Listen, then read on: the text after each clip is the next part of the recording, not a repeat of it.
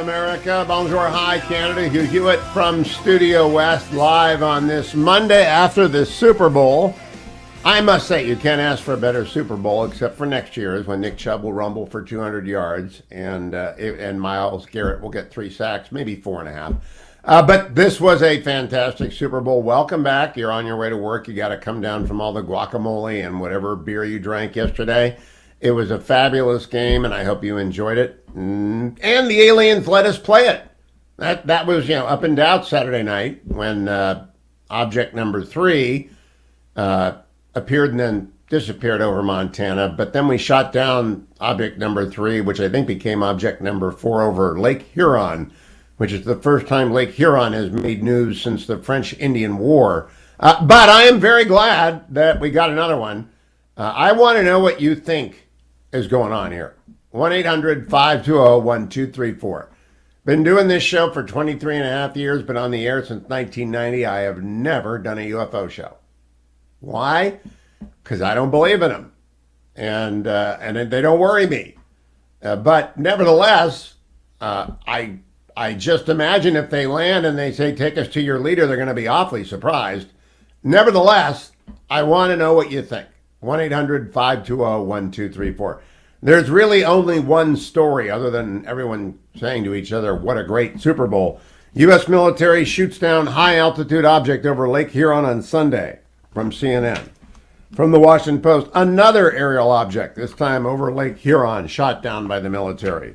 That's the Washington Post. From the Financial Times, U.S. shoots down 4th aerial object over North America.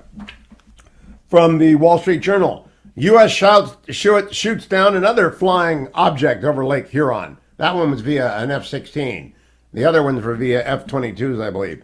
New York Times this morning, what's going on up there? Theories but no answers, and shoot-downs of mystery craft. Led to a long think piece, of course, from Bloomberg. The U.S. domain awareness gap goes way beyond balloons. I don't know if they're balloons. That's a leap of faith.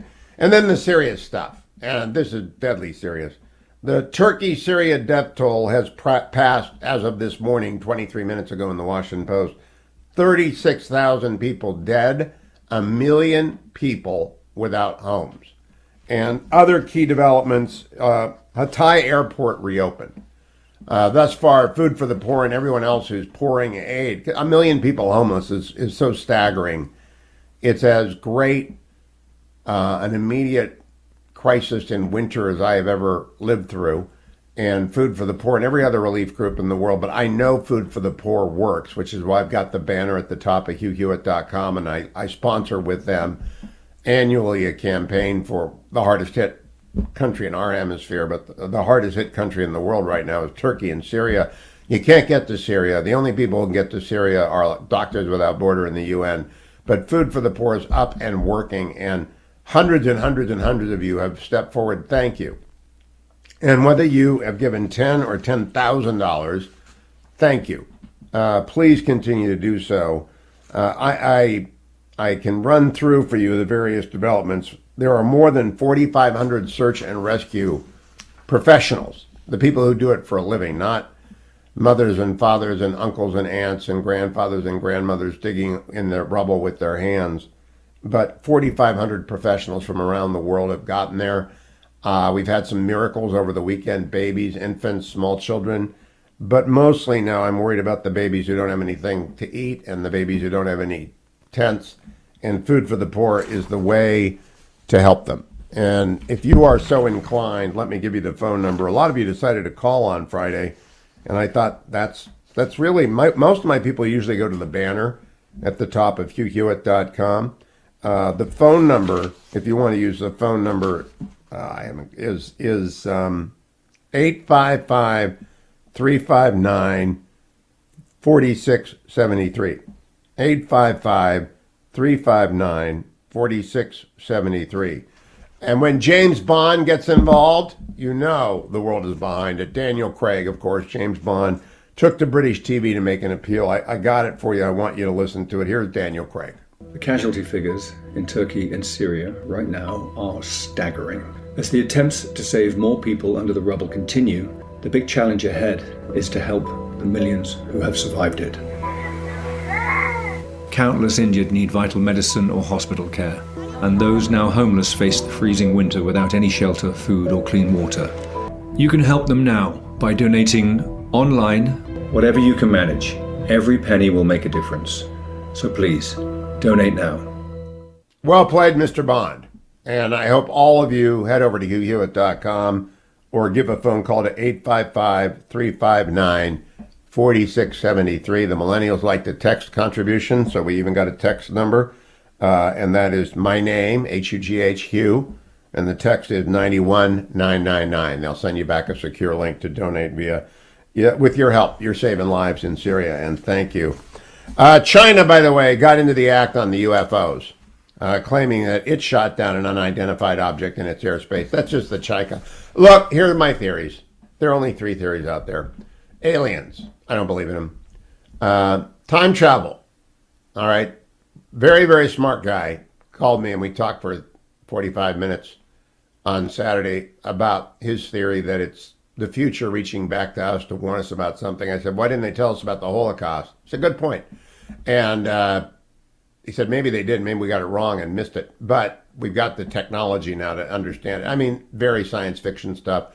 I just think it's the Chi-Coms, and they saw Afghanistan, and they heard President Biden declare that we're going to need oil in 10 years. And they said, okay, launch the balloons. Let's see what they do. Welcome back, America. Selena Zito is very well versed in UFOs because she lives in Pittsburgh. So, Selena Zito, welcome. Good morning to you. Now back on Twitter at Zito Selena, at Zito Selena. Selena, did the UFOs make you go back on Twitter? No. Okay, just checking. Now, I have a theory, which I've already introduced this morning, that the UFOs are actually a DEI initiative to get Lake Huron in the news, since it's always excluded from the coverage of the Great Lakes. What do you think?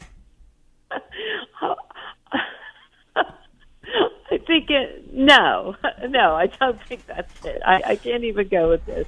That's not why it happened. And Lake Huron is so beautiful too, right? I'm sure you've been there. Well, yeah, but nobody. If you ask people to name the Great Lakes, they get 4 out of 5, and nobody knows Lake Huron.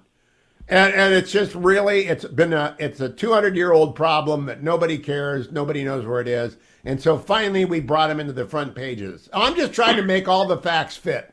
Because it just doesn't make any. What do you think of this whole thing?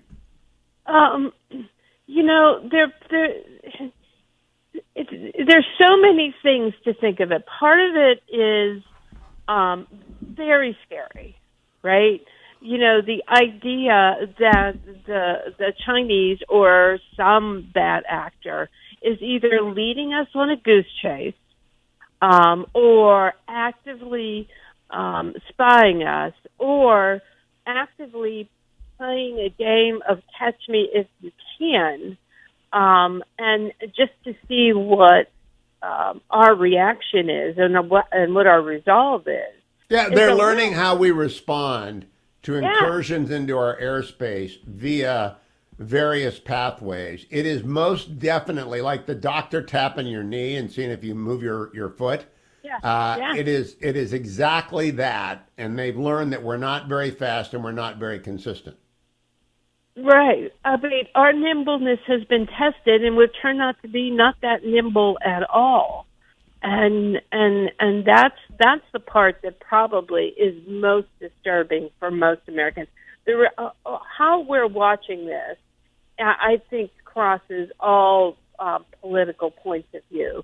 And I don't think we're very comfortable with how we've handled it. Well, let me close the last.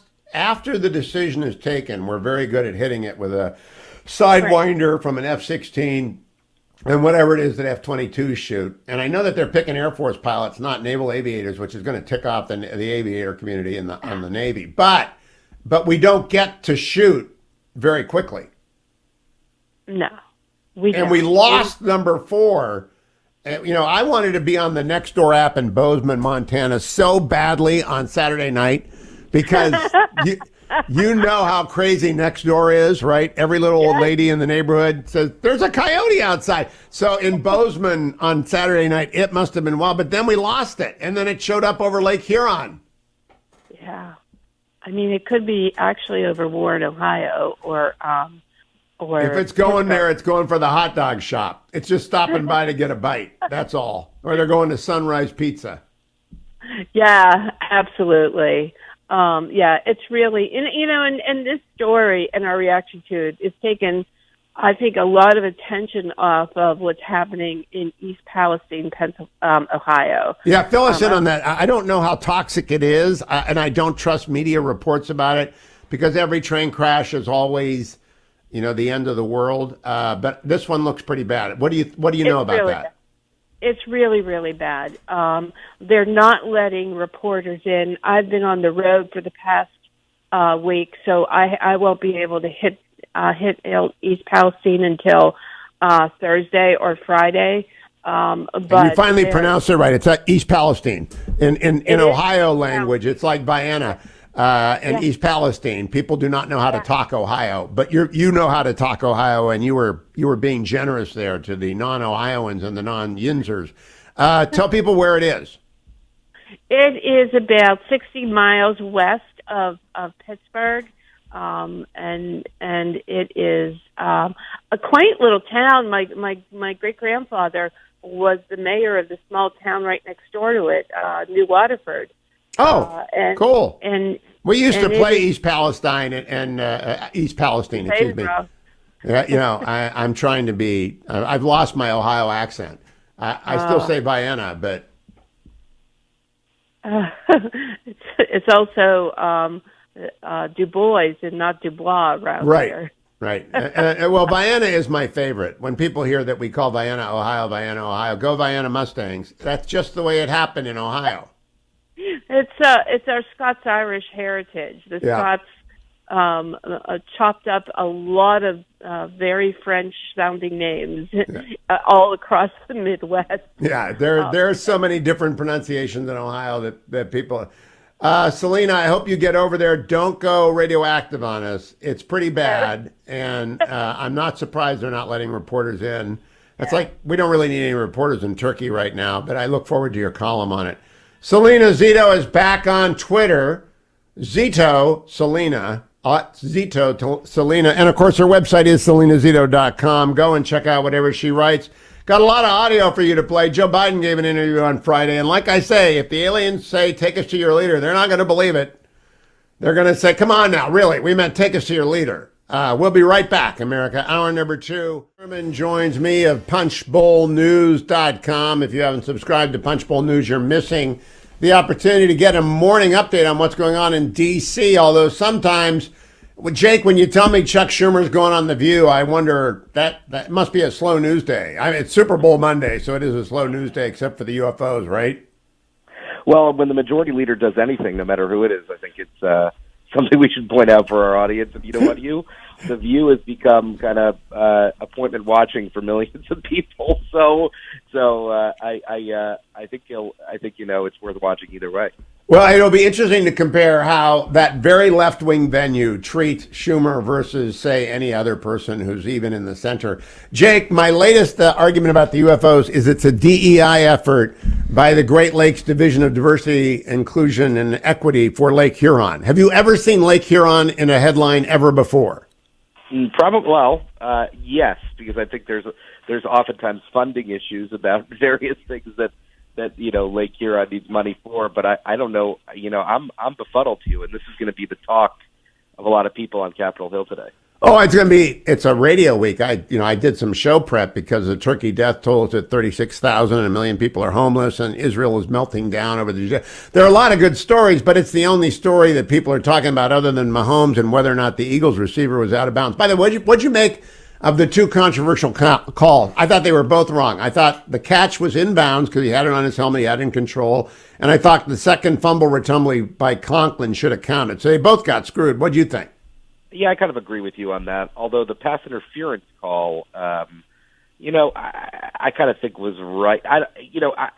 This is so far outside of my area of expertise. If it was a college basketball game, I'd have lots of thoughts. I took my 5-year-old son to see GW versus St. Joe's on Saturday in Philadelphia. How do you do it? How does a 5-year-old do it at a hoops game? my son is thoroughly obsessed with college basketball. We have season tickets to GW and have for a very long time. And Oh, that's cool. And yeah, he loves it, and he plays basketball. So he's growing up a GW fan and a UConn fan because of my parents are both alumni of University of Connecticut. So he has two teams to root for, and UConn, unfortunately for me, is the more successful one. You're not going to let him become a Commanders fan, are you? Well, I've told him, and I've said, if the Commanders move to Washington, which I don't think they will, I don't have any inside information there. We will become Commanders fans, but He'll be a Nats fan for sure, right? He is a Nats fan because they won the World Series when he was about 2 years old. So my grandson who's 9 is actively promoting anybody but the Browns because his uncles and his grandpa are Browns fans. So yesterday he was rooting for Mahomes because every little boy in America wants to be Patrick Mahomes, right? That's just basically the deal. Yeah, actually, my son asked me this morning. He was rooting for the Chiefs, and my wife was rooting for the Eagles. I think just to be contrary to him, and he won a present because the Chiefs won. So there you go. So Jake, let's go to a serious subject about this UFO thing. The intel committees will get briefed. The entire Punchbowl News tells me the whole Senate gets a briefing. What do you think? Are the Chinese just Hugh Hewitt's theory? Always go for the simplest one. We couldn't shoot down an alien craft that was alien. Number 2, it's not time travel, or they really not very good at it. So number 3, it's the Chi-Coms, and the Chi-Coms are just testing our response, like a doctor with a hammer hitting your knee. I tend to agree with you. I think it's one of two things. I think it's either that, or, and the Pentagon said this yesterday, or it's just something that is, we're just more attuned to this trash that's floating through the orbit, and we're more sensitive right now because of what happened. But I tend to think my answer is usually the most simple answer is the right answer, and I think that's what it is. Yeah, and so the Chi-Coms are trying to figure out our response action. You know, if the Japanese Imperial Navy in 1941 had done an exercise to run a carrier group close to Hawaii to figure out whether or not we'd notice them, I think that would be the analog. Or Hitler eating up the Sudetenland, followed by Czechoslovakia, testing whether or not appeasement was the soup du jour. And the first reaction was, my gosh, we let it go anywhere. So now we're overreacting, but maybe not. I don't want these balloons with Volkswagen-sized radar arrays floating over our country. Yeah, I think I mean I don't think anybody does. And what you're seeing now, and I was talking about this with my colleagues at Punchbowl News yesterday, is you're seeing kind of the first big split, or not the first, but a big split between the Biden administration and Democrats, which is over this. I mean, you had Jim Himes, who's the ranking member of the Intelligence Committee, say yesterday, what the Biden administration needs to be more forthcoming, which I thought was a telling comment from someone of Himes' stature. And you have, Tester pretty pissed off, John Tester of Montana. So you have a bunch of people. Mark Warner last week, to my colleague Andrew Desiderio, who's an Eagles fan, unfortunately for him, basically is pretty worked up about this and not getting the documents from the administration, or a briefing on the documents taken from Donald Trump, Joe Biden, and Mike Pence's homes. So a whole host of anger on the Democratic side toward this administration. Now, the interesting consequence of this, and I do think it will be reflected in a DoD budget, is that if you take a look at, it's called the empty bin problem. My friend Nathan brought this to my attention with an article about empty bins at the Pentagon. We've given a lot of stuff to Ukraine, which is good, in my opinion. I want to give more. But HIMARS and other material that you need to fight the new war, The Economist over the weekend wrote a piece on precision war making. You've got to produce a lot more, and the nation's industrial base doesn't exist the way that it did throughout the Eisenhower years, and that we've got to start making stuff before we need it, if we're going to have it when we do need it. Do you think that DoD wins, at least in terms of their supply effort in response to these efforts? Well, I think the Pentagon typically, not always, but typically wins. But the thing is this: I mean, in an era of budget cutting, it's going to be difficult. Even if, and we reported last week, Lindsey Graham said that defense spending could fall no lower than 3.2% of GDP. It is now 3.3% of GDP. In an era of budget cutting, can the Pentagon invest? And that's a big question. Part of that means Pentagon reform. Chip Roy has said that many times. We're not going to do Goldwater nickels, I don't think, in this Congress because there hasn't been enough study. But they certainly can give the SecDef authority to reduce the civilian workforce. The civilian workforce at the Pentagon is the easiest place to make savings without crippling production, acquisition, R&D, and the uniformed fighting force. Yeah, that's something, and McCarthy has basically, Kevin McCarthy, the speaker, has basically said that, right? That if you don't believe there's any waste in the Pentagon, then that's a problem. So I think that's going to be something that is looked at very, very closely. Okay, last bit, a little Washington gossip. You've got an interesting piece in punchbowlnews.com this morning on who Bernie Sanders wants as the Secretary of Labor. And he wants, among others, Robert Reich, who is 76 years old. And honest to goodness, we have to go beyond, you've got to be 70 to get a job in the United States government anymore. There's nobody else that Bernie likes besides, septuagenarians. Well, we were talking about this last night, me and my colleagues. It's unclear to me whether this is just a nod to the left or a serious kind of suggestion. I don't think that he's going to be the labor secretary. I think it will be Julie Su, who is the number 2 at labor. She's had, as we note this morning, some difficulties in regards to her tenure in California, where I think there were some insurance issues. You'd know better than I would, Hugh. But I think this is going to be one of the first interesting tests of the Biden administration in this in this new Congress. Obviously, this is a Senate issue, and with 51 votes in the Senate, it makes it a little bit easier for Chuck Schumer. But hey, Jake, can I be your editor for a moment? Sure. Send someone over to find out how the new head of NARA nomination is going. That's deader than dead. There isn't going to be a new head of NARA until after everybody knows everything about every document seizure. That's probably true. But on the labor question, this is there. I don't think Sarah Nelson, I don't know about Sarah Nelson, who I know a little bit, who is the head of the airline union, the airline assistant union. So I don't know what's gonna. It's a very opaque process to me right now. Well, we'll follow it in Punchbowl News every morning. Jake, have a great week. Good to talk to you. Glad your son. You could make him a Browns fan since the Commanders aren't coming to D.C. That would be a good move. He would learn suffering early in life and resilience. Don't go anywhere, America. I'll be right back on that. Welcome back, America. I'm Hugh Hewitt, joined by Josh Kroshauer of Axios. Good morning, Josh. How'd you like the game yesterday? I didn't like it being decided on an end-of-game penalty, but other than that, it was an amazing Super Bowl. I like the Eagles as a team. I don't like Philly, so I was sort of neutral in the whole rooting interest. But no, it was a great game. That's all you can ask for. That's it. I thought it was a fine football game.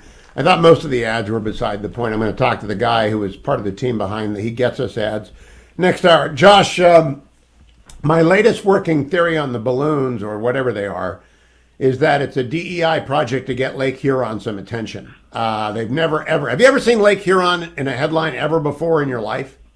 No, I mean, I have family near the Great Lakes, not too far from that neck of the woods, but no, that's more attention. Yeah, but, Great Lakes, everyone knows Ontario and Erie, Michigan and Superior, but nobody knows Huron.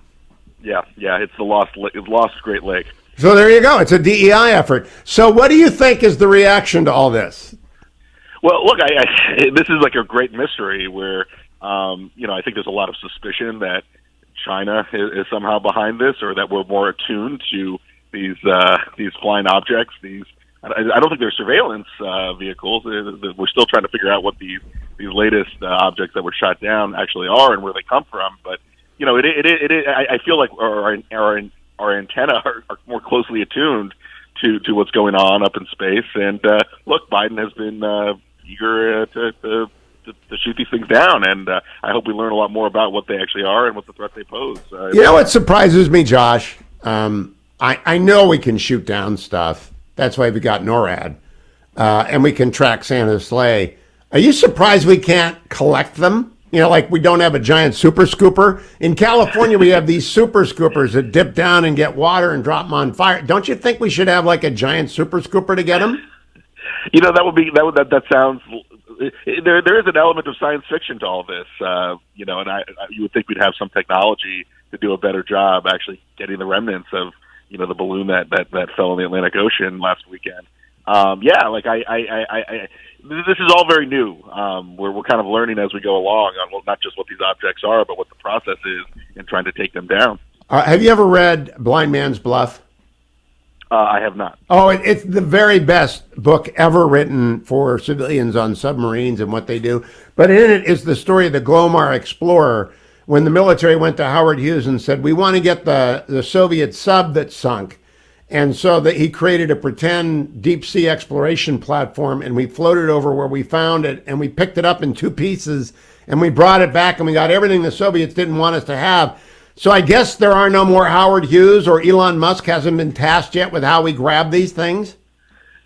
You know, I saw Elon Musk was at the Super Bowl this with weekend. Rupert Murdoch. Yeah, Rupert Murdoch. That raised my eyebrow. But no, like, well, where's Elon Musk in all this? If there's anyone that can invent or strategize or have some ideas on how to deal with these space objects, you would think Elon Musk would be at the table. But maybe if the aliens wanted us to take them to our leaders, they would have gone to that box.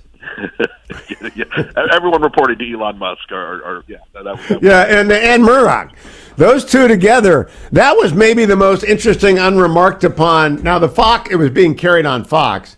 So the guy even said, "There's my boss." And, you know, they're not about to say, "What does that mean?" But that is really wild. Elon Musk and Rupert Murdoch together. Yeah, there's a lot of power, a lot of influence. And look, I mean, Elon Musk, he wasn't tweeting. He was actually spending some time actually watching some good football in person and not on his phone doing the tweets. Did you know that Elon Musk was a football fan? I think I did. I think I read that somewhere. But I don't. Is he a fan of a specific team, or is he just? I don't know. It's just Elon Musk being Elon Musk. I've only been in a room with him once, and he's pretty interesting wherever he goes. But he and Rupert Murdoch, I'd love to have that combo. They may have been arranging the surveillance just to pick up that conversation between the world's most powerful media mogul and the world's most interesting billionaire together again. You know, who knows how long they've known each other. But it was an interesting shot. Josh, the majority leader of the United States Senate is going on The View today, so the end times are upon us. Are you going to watch that and expect anything? So Hugh, I haven't watched The View in quite some time. Now that you mentioned it, maybe I'll have to tune in. But look, the Senate is going to be. Congress is not expected to be a lot done. There's going to be a lot of infighting, a lot of oversight. Schumer's sort of in a very, very interesting situation because he needs to hold that majority with a lot of red state Democrats like John Tester, Manchin, Sherrod Brown in Ohio, and a whole bunch of others. You know what? Tester's not going to run. Honest to goodness, this must just bore the heck out of him after 12 years. He wants to be on his farm. Well, I thought it was interesting. Schumer actually name-checked Tester. I think he was on ABC's this week, where he was tried to give Tester some props for his, being on the ball in terms of the NORAD and the objects over Montana. So I thought that was interesting. Maybe Rob Portman showed the way. Life is short. Do you really want to have to go meet with the 4-H delegation from Bozeman today? I just think 12 years is enough for anybody unless that's at that age and that state. Josh Kroshauer of Axios, thank you. Follow him on Twitter at Josh Kroshauer. Fire me to hour number 3 of today's post-Super Bowl, post-alien invasion edition of the Hugh Hewitt Show. West this morning, a Super Bowl yesterday, and generally speaking, way below average ads. There were 2 that I really, really liked. I really liked the Duncan ad, and I really, really liked the HeGetsUs.com first ad. And I have with us Brad Hill, who is part of HeGetsUs.com. Good morning, Brad. How are you? Good morning, Hugh. Doing great. Congratulations. What's the reaction that he gets us? Well, I know people are talking about balloons and talking about penalties this morning, but we have had incredible response to both the messages that we put out last night. And you're right, he gets us, to our knowledge, it's the biggest and really first time that Jesus has been presented this way. But as you saw, we really tried to tackle a subject that applies to all of us, which is basically how do we handle disagreement? How do we handle treating others when maybe we don't see eye to eye? And we just saw this a few minutes ago. The USA Today ad poll came out, and folks have rated the message about Jesus' radical love number 8 and number 15. So better ratings than Jeep and Pringles and TurboTax. So yeah, let me tell you what I liked. I didn't see number 2. I only saw number 1 because I missed a couple ads taking care of my wife. And number 1 has the 2 toddlers running towards each other. One's a little Anglo boy, one's a little black boy. It's my favorite Twitter clip of all time. How did you get rights to that, by the way? Yeah, we that particular clip, you're right, is an existing one. We got permission from the family to use that, and then almost all the other shots that you saw of kids doing confounding things. My favorite, Hugh, I got to say, is the boys in the bathroom. I call it. Yes. Yes, standing on each other. That was hilarious. I've never seen that before. Yeah, those were all new shots that we created for the ad. For now, tell us about hegetsus.com and answer the criticism, which is, boy, that cost a lot of money that could have gone to Turkey relief. Absolutely. He Gets Us has actually been at this for about 10 months leading up to last night at the Super Bowl, and we'll keep going for hopefully another 2-3 years. We seek to do something really simple, and that is we want to try to introduce our culture and our country to Jesus, but in a way that really shows this kind of radical, confounding type of love that he exhibited. So we've been doing that through ads that show different aspects of him. You know, Jesus was lonely. Jesus dealt with anxiety. Jesus was wrongly judged. And last night, what we chose to do was really tackle the subject, like I said, about how we handle disagreement. And folks go to the website. All they're going to find there is more ways to explore Jesus' example, read, watch, listen. And last night, we had well over 500,000 people doing just that. And they can do that at their own pace. If they decide to, if they want, they can get connected to more content from the Bible. They can get connected to churches. We're not with any one church. We're not with any one denomination. We've got a growing list of donors from across the Christian ecosphere, so to speak, who are supporting this because we feel like the message of Jesus is a pretty important thing for our culture today. Well, it is, but what about that criticism that when you spend money on, and by the way, I've seen the billboards, I've seen hegetsus.com material before the Super Bowl ads, I've been aware of it for years. When you get the criticism, which I saw immediately, and it's sort of the secular left's response to any effort to introduce people to an evangelical message, it's, oh, you could have spent that feeding the halt, the lame, and the blind.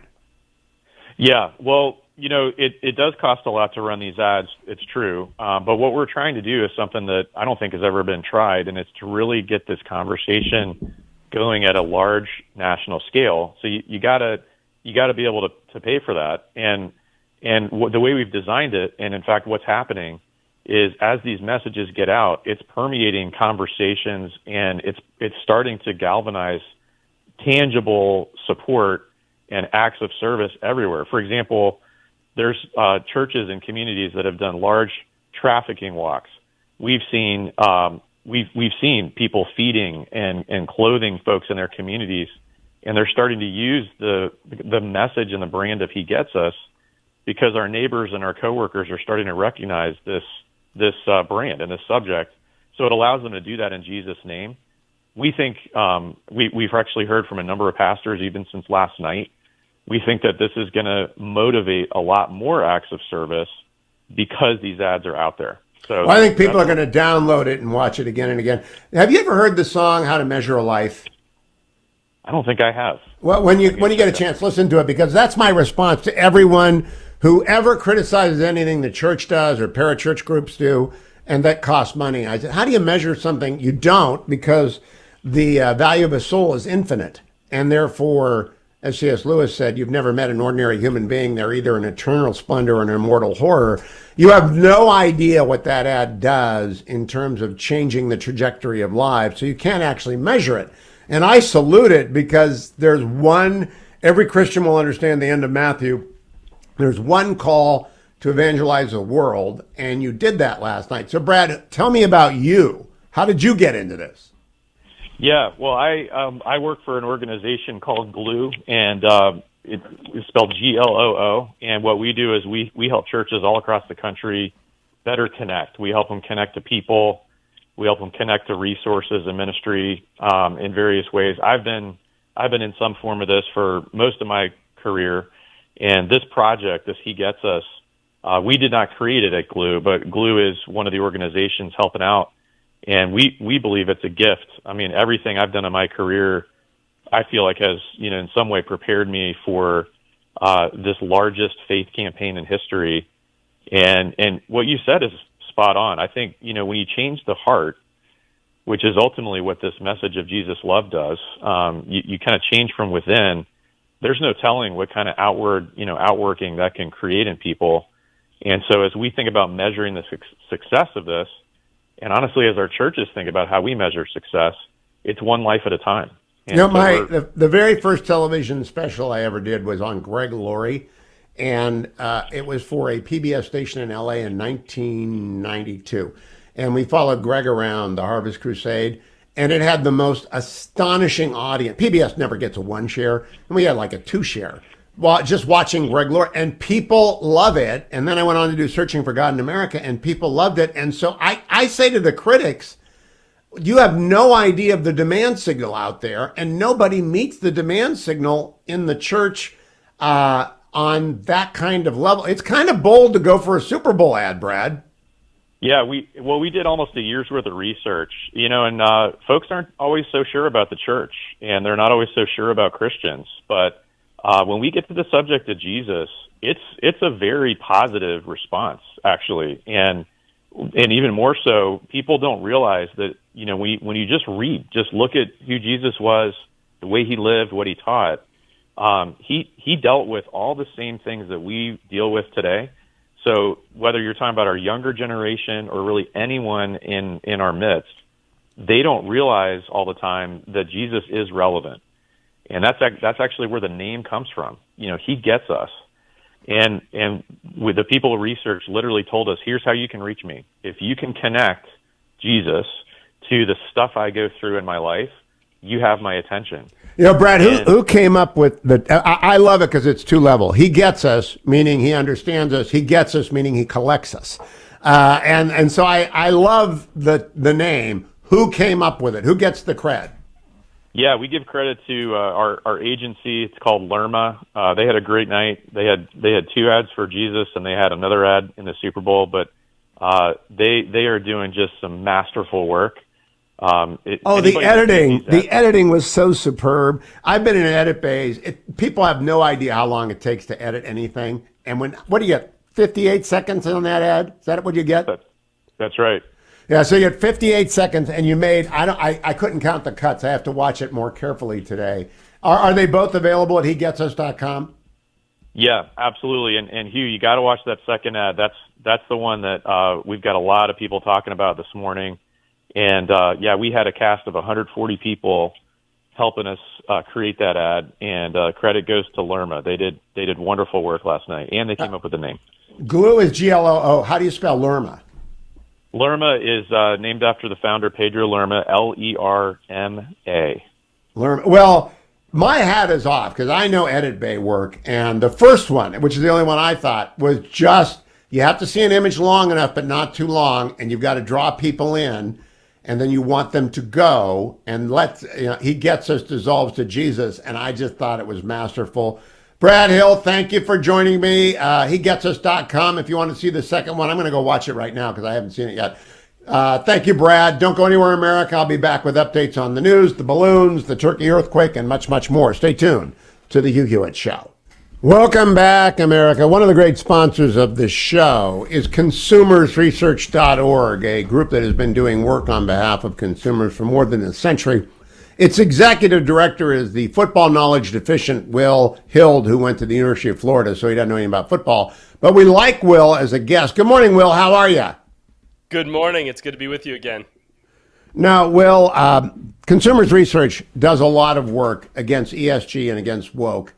I have a theory about these balloons, which is that it's a giant DEI project for Lake Huron, which is always overlooked in the Great Lakes. What do you think? It makes sense to me. DEI is a strange and bizarre creature, and so I wouldn't be surprised if they're doing all kinds of crazy stuff to try and so if they've got democracy. a Great Lakes Department of Publicity, DEI, they're going to say everyone knows Michigan, Erie, and Ontario, and of course Lake Superior, because they even got a song, but nobody knows about Lake Huron. What do you honestly think about DEI and ESGs being paired? I pair them in my mind together, Will. Absolutely. They are tentacles of the same octopus that is basically trying to get done in the corporate sphere what could never be done at the ballot box, basically forcing racial quotas and racial bean counting down the throats of Americans who don't want it. We're egalitarians. We want to treat people based on their merits, but that's not what these folks want. You're 100% right. ESG helps feed DEI. Now, the E in ESG is equity, and the E in DEI is equity. So even though consumersresearch.org says the fight against ESG, report woke, support the fight on your homepage, I think it ought to expand to DEI because DEI is a subset of ESG. Am I right about this? Yeah, in a lot of ways. So I'll give you a concrete example. When these big asset managers, and remember, they're managing other people's money, they're managing your state's dollars. When they go and they meet with corporate executives, and they brag about this, they call it corporate engagement. When they go and they meet with these executives whose shares they control, they say, listen, we would like to see you expand your DEI department. We'd like to see, and BlackRock has said this specifically, we'd like to see a certain racial makeup of your board or certain gender makeup of your board. And we are going to penalize you if you don't have, for example, 2 women on your board of directors. That is DEI. That is pushing racial and sex quotas in corporate America, and it's being done with ESG. Now, Will, you're also a lawyer. I teach con law. I have a blanket statement. If you are a DEI department in a state organization, you are unconstitutional because you are thinking and acting on the basis of race, which is the one thing which will not survive anywhere except college admissions, and that will be dead by the end of this year. Do you agree with me? 100% agree. And I'll go a step farther than that. These DEI departments are cancerous, not just in the pejorative sense, but in the technical sense, in that they only exist to expand themselves and their control over an organization. They don't add a dime of value to the bottom line of a corporation. They don't help it serve its customers any better. All they exist to do is expand their own ranks and expand the control over they have over the corporation. And with ESG's help, sometimes the very CEOs who are running these companies have to be afraid of their DEI director, which is insane. They should be afraid of their customers, us, and they should be afraid of their shareholders, also us. That is so true. They are afraid of their DEI director. Now, there's not much we can do about private groups, but we can sue public agencies that do this. Talk to me a little bit about what you think of Governor DeSantis's effort to dismantle DEI departments in every state university, which I applaud because they're all unconstitutional. I think it's fantastic. It's. I hope every state in the union replicates this. As you noted, these things are unconstitutional. The idea that they even exist is an affront to our system. But I would say that in corporate America as well, the states have a role to play because the immense amount of pension funds that are currently being managed by asset managers who push this stuff in the corporate sphere. If it wasn't for public dollars, not just in red states, but also in blue states, unfortunately, who are pushing this stuff, it wouldn't exist because CEOs don't want it. It's just a cost on it's a liability. It doesn't help them. So we do need the states and Governor DeSantis is doing this as well. He's used the Florida pension dollars, said you're not going to use them to push ESG. We need more states to act like Florida and say, listen, it's over. We're not going to. I kind of think you're winning because when I see Larry Fink backpedaling, I think Blackstone is just backpedaling as fast as they've realized they've touched the third rail, and shareholders do not like this. They did not invest for 50 years to have their returns cut by giveaways to the ESG crowd. Am I right? I think you're correct, although I will say right now what they want to try and do is just get away with changing their rhetoric. And what we need to make sure they do is change their actions. So, for example, Oh, right now, there's a interesting. lot of states considering anti-economic discrimination bills that say, listen, if you're going to use your portfolio to attack our state's constitutional rights, our native industries, our consumers, you're not going to use our money to do it. You're not going to be able to do business with the state anymore. So, for example, states like Indiana right now, there's a very common sense conservative bill being pushed, HB 118. And people just need to reach out to their legislators and their governor and say, listen, we just need to get this done. It needs to be replicated in a lot of other states so that these people can't use our own money. Because you're right, they're backpedaling, but right now it's all rhetoric. And what we need to do is force action. Go to consumersresearch.org. That's plural, consumersresearch.org. Reach out to Will Hill. Thank you, Will. Have a great week. Consumersresearch.org, great sponsor of my program. And thank you, Adam. Thank you, Generalissimo. Thank you, Jacob. The music is playing. You can continue the conversation over at the Grand Old Pod at the Universe. Please don't forget, help the million people who are homeless in Turkey and Syria. The banner is at the top of HughHewitt.com. It's freezing. There isn't enough food, water, blankets, shelter, tents. Food for the Poor is helping get it there. Your 10, your 100, your $1,000 well spent at Food for the Poor, the banner.